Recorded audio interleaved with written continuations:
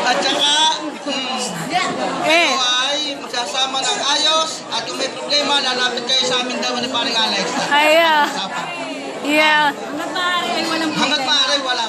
Tita, mamaya kayo. Wait lang.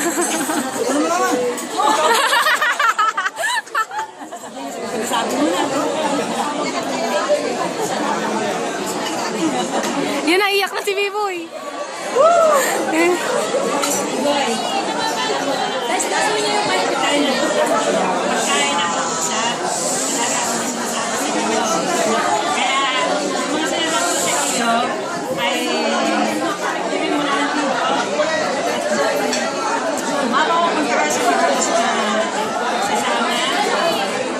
Kaya hinuwag yung ama.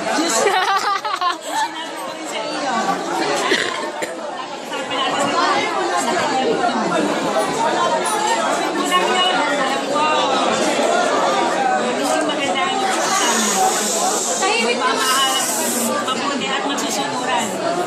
Kasi sa isang samahan, may pagmamahalan na yun, siyempre yung respeto. At saka yung... Ayos na ako sa iyo, ha? Ano nga po yung tita? Alaman na yun. Salamat po! Sasabi ko sa inyong dalawa lagi kayo magsusunod ang dalawa. Kagaya ng Robert, kagaya ng ginagawa ko sa iyo mga kubet. Sunod na sunod. Walang karibok. Ayan. Basta nandito lang kami sa inyo para sumuporta sa inyo. Huwag niyo kalilimutan na kung ano man yung mga problema, sabihin niyo sa amin. At kami handa lagi tumulong sa inyo dalawa. Yan, tito na!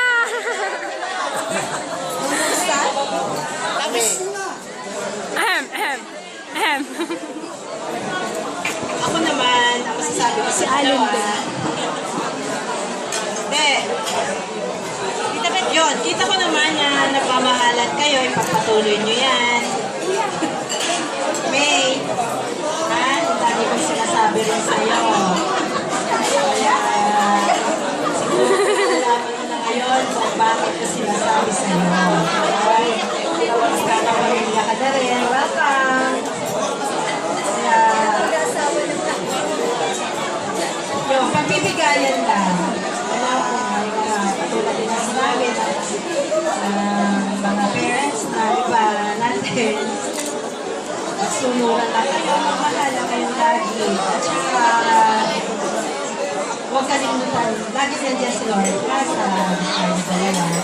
At ang isa ko pang masasabi, ang ating pagpapakasal sa pari, ha? Huwag kalimutan. Okay?